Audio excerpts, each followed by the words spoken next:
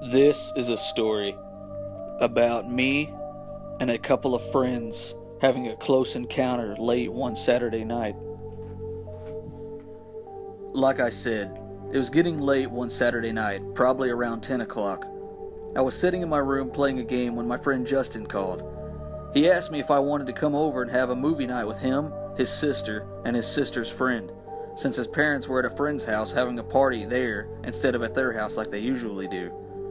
I thought, yeah, that sounds good. I'll be right over. I hung up the phone and got ready, got in my truck and went over. As I was pulling up to his house, I saw Justin sitting outside on the bench. I parked the truck and got out, and as I was walking up to him, I asked, "Hey man, what are you doing outside?" He looked at me for a minute and then looked past me and said, "Who do you have with you?" I looked at him puzzled for a second and said, "What do you mean?" He looked back at me and said, "There's someone in the back seat of your truck."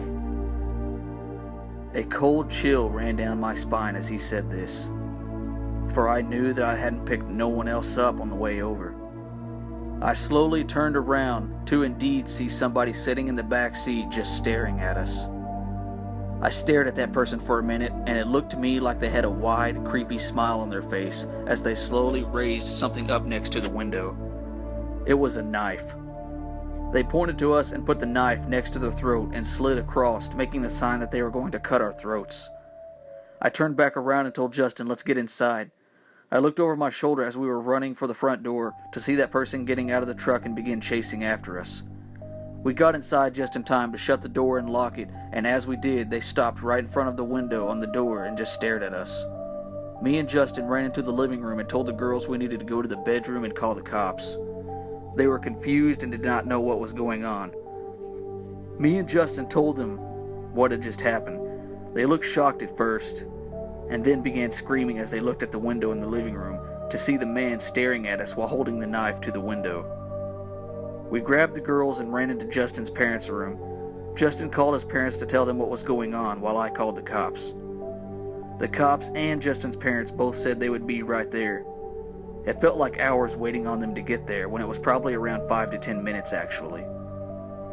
We heard the sound of the police car pulling up and shouting at someone to drop the knife. A few seconds later, we heard a couple gunshots get fired. We thought the cops were forced to kill the man because he wouldn't drop the knife and that it was safe to come out. As we were leaving the bedroom and making our way to the front door, Justin's parents ran in and were delighted to see everybody was safe. I told Justin's dad everything was fine because we heard the cops shoot the man because he wouldn't drop the knife. We all felt relieved at first until the cops came up to us and told us they fired at the man because he started to run, and that we should make sure everything is locked down. Justin asked the officer, "Of course, sir, but why should we be worried? You got him, right?" The officer replied, "No, young man, we didn't. He got away, and he's still out there somewhere."